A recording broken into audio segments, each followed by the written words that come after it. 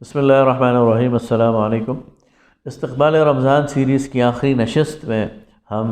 موجود ہیں، اور اس مجلس میں ہم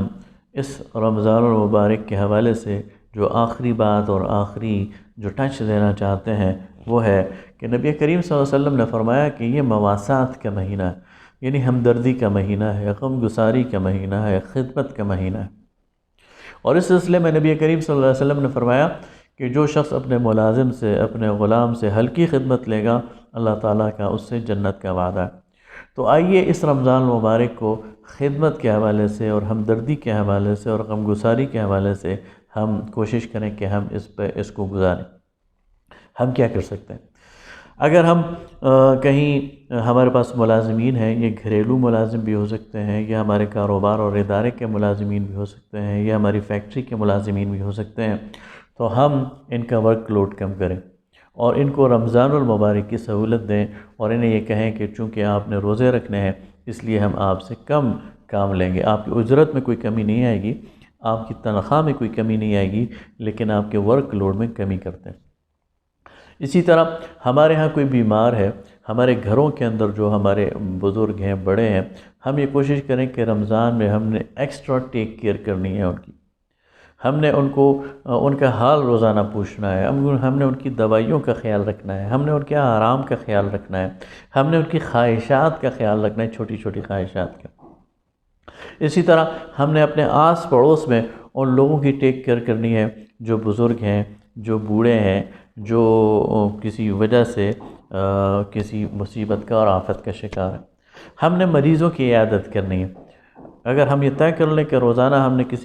کسی مریض کی عیادت کرنی ہے، اور اس کے پاس چند منٹ بیٹھ کر اس سے گفتگو کر لینی ہے، یا اس کے لیے کچھ چھوٹا سا تحفہ لے کے چلے جانا ہے، یا اس کے لیے پھل لے کے چلے جانا ہے، تو یہ یاد رکھیے کہ مریض کی عیادت بھی یہ ایک نیکی کا کام ہے، اور جب رمضان میں کریں گے تو بہت زیادہ اس کا اجر اور ثواب ہے۔ اسی طرح ہم یہ کوشش کریں کہ رمضان المبارک میں ہمارے گھروں کا ماحول، اس میں اپنے بچوں کو اور باقی لوگوں کو یہ یاد دلائیں کہ ہم نے بڑوں کو کس طرح خدمت کرنی ہے، اور ایک ماحول خدمت کا بنائیں۔ مجھے یاد ہے 2006 میں مجھے حج کرنے کی سعادت ملی، اور حج سے پہلے میں نے اپنے ایک بزرگ سے اور اپنے ایک شیخ سے یہ پوچھا کہ مجھے کوئی ایسی نصیحت کریں کہ میرا یہ حج ایک تو مقبول ہو جائے، دوسرا اس کی روحانی ایک لذت مجھے ملے۔ تو انہوں نے مجھے ایک عجیب بات بتائی۔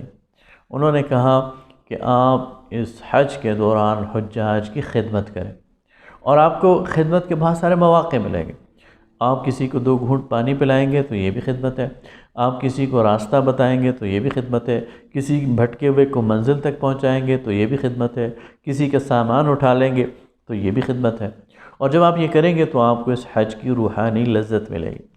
اور میں واقعی یہ کہتا ہوں کہ میں نے اس نصیحت پر عمل کیا، اور میں نے اس سے بہت کچھ پایا۔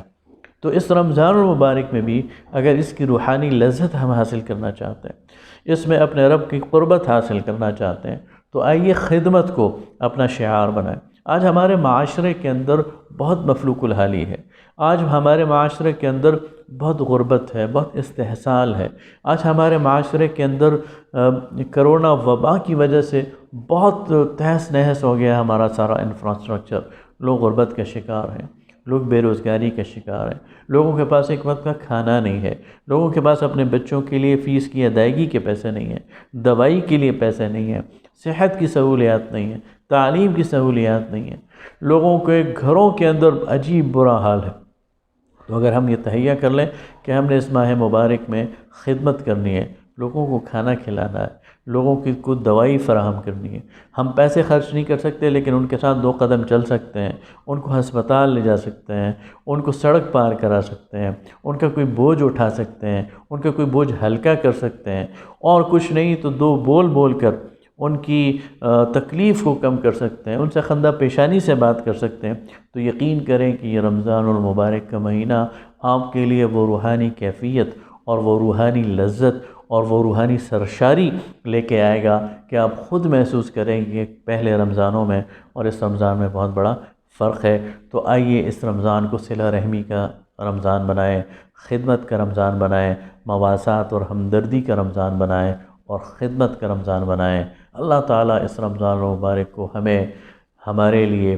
حقیقی برکت والا، رحمت والا مہینہ بنائے۔ ان تمام باتوں کو جو اس سیریز میں ہم نے کہی ہیں، سب سے پہلے مجھے خود اس پر عمل کرنے کی، اور پھر جہاں جہاں تک یہ پہنچے ان سب کو اس پر عمل کرنے کی، اور ہمیں اسے زیادہ سے زیادہ